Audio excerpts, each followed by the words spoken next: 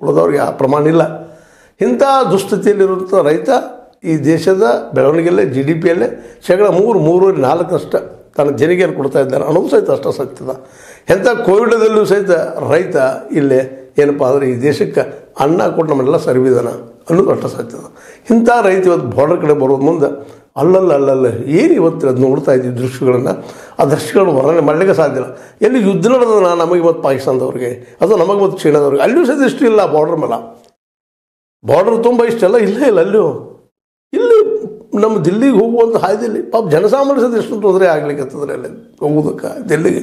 ಅಲ್ಲ ರೈತರಿಗೆ ಬಿಟ್ಟರೆ ದಿಲ್ಲಿಯಲ್ಲಿ ಅವ್ರ ಬೇಡಿಕೆಯನ್ನು ಇಟ್ಟರೆ ಇವ್ರಿಗೇನು ತೊಂದರೆ ಆಗ್ತದಂತ.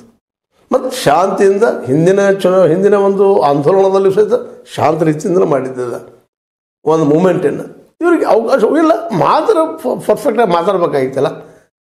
ಅದಕ್ಕಾಗಿ ಈಗ MSP ಸಲುವಾಗಿ ಕೇಳಿದರೆ ನಮ್ಮ MSP ಕಾನೂನು ಮಾಡೋದಂದ್ರೆ ಇಲ್ಲ ಒಂದು ಕಮಿಟಿ ಮಾಡೋದು ಅಂತ ಹೇಳ್ತಾ ಇದ್ದಾರೆ ಇವರು ಮಿನಿಸ್ಟರ್ಸ್.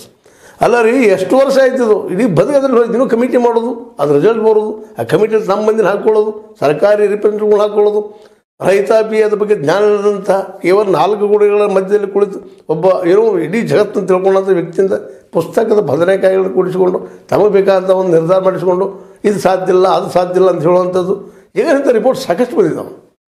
ಅವ್ರೇನು ಕೇಳ್ತಾ ಇದ್ದಾರೆ, ಮಿನಿಮಮ್ ಪ್ರೈಸ್ ಕಾನೂನು ಮಾಡ್ರಿ ಅಂತ ಇದ್ದಾರೆ. ಇದಕ್ಕೆ ಯಾಕೆ ಕಮಿಟಿ ಬೇಕಾಗಿದೆ ರೀ? ಅವ್ರು ಲಾಸ್ಟ್ ಬೇಡಿಕೆ ಅದು ನಿಮಗೆ ಮ್ಯಾಕ್ಸಿಮಮ್ ಕೇಳಾಗತ್ತಿಲ್ಲ ಅವರು, ಮಿನಿಮಮ್. ಅದು ಈ ನಮ್ಮ MS ಸ್ವಾಮಿನಾಥನ್ ಹೇಳುವಂಥ C2+50. ನಾವೇನು ಗೊಬ್ಬರ ಹಾಕ್ತೀವಿ, ನಾವೇನು ಬೆಳಿತೀವಿ, ನಾವೇನು ಭೂಮಿಯನ್ನು ಉತ್ತೀವಿ, ಬಿತ್ತೀವಿ, ಎಲ್ಲ ಮಾಡ್ತೀವಿ ಮಾಡಿ ಅದು ಎಷ್ಟು ಕಾಳು ಬರ್ತಲ್ಲ ಅದರ ಬೆಲೆ, ಅದರ ಮೇಲೆ ಇನ್ನು 50%.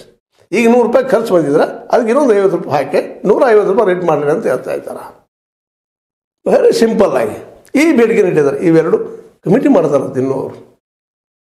ಮತ್ತು ನಿಮ್ಗೆ ಗೊತ್ತದ ಲಕ್ಕಿಂಪುರ್ ಖೇರಿ ಒಳಗೆ ಒಬ್ಬ ರೈತರ ಮೇಲೆ ಅಲ್ಲಿ ಮಿನಿಸ್ಟರ್ ಮಗ ಗಾಡಿ ಹಾಕ್ಕೊಂಡಿದ್ದು, ಆದರೆ ಎನ್ಕ್ವೈರಿ ಆಗಬೇಕು, ಅದಕ್ಕೆ ರಿಸಲ್ಟ್ ಆಗ್ಬೇಕಂದ್ರೆ ಮಾಡೋಣ ಆಶೀರ್ವಾದ ಇನ್ನೂ ಆಶೀರ್ವಾದ ಮಾಡೋದ್ರಾಗಿದ್ದಾರೆ. ಇದರ ಹಿಂದೆ ಒಪ್ಕೊಂಡಿದ್ದಾರೆ ಈಗ 2 ವರ್ಷಗಳ ಹಿಂದೆ. ಇಲ್ಲ ನಾವೆಲ್ಲ ಮಾಡ್ತೀವಿ, ಕಮಿಟಿಗಳನ್ನ ನಿರ್ಮಾಣ ಮಾಡ್ತೀವಿ, ಕಮಿಟಿಯಲ್ಲಿ ಚರ್ಚೆ ಮಾಡ್ತೀವಿ, ಮತ್ತು C2+50 ಅದು ಚರ್ಚೆ ಮಾಡ್ತೀವಿ. ಇನ್ನೊಬ್ರು ಚರ್ಚೆ ಮಾಡಿದ್ರೆ ಈಗ ಮತ್ತು ಅದನ್ನ ಹೇಳ್ತಾ ಇದ್ದಾರೆ. ಈಗ ಅಂದಾಗ ರೈತರು ಹೆಂಗೆ ಕೇಳಬೇಕ್ರಿ? ಅವ್ರು ಬದುಕಬೇಕಲ್ರಿ, ತಮ್ಮ ಮಕ್ಕಳನ್ನ ಓದಿಸ್ಬೇಕು, ಶಾಲಾ ಮಧ್ಯದಲ್ಲಿ ಏನೂ ಇಲ್ಲ, ದುಡ್ಡು ಉತ್ಪಾದನೆ ಇಲ್ಲ. ಹೈಯರ್ ಎಜುಕೇಷನ್ ಮಾಡ್ತಾನಂದ್ರೆ ಇವತ್ತು ತಮ್ಮ ಮಕ್ಕಳು ಏನಾದ್ರು ಚಲೋ ಓದಿಸ್ಬೇಕಂದ್ರೆ ಸಿಕ್ಕಾಪಟ್ಟೆ ಪ್ರೈವೇಟೈಸೇಷನ್, ದುಡ್ಡು ಕೊಡೋ ಶಕ್ತಿ ಇಲ್ಲ. ಹೋಗ್ಬಿಡಬಲ್ಲ, ಫ್ರೀ ಅದ ಎಜುಕೇಷನ್ ಫ್ರೀ ಮಾಡಿಸ್ತಾರೆ, ಮತ್ತೆ ನಾವು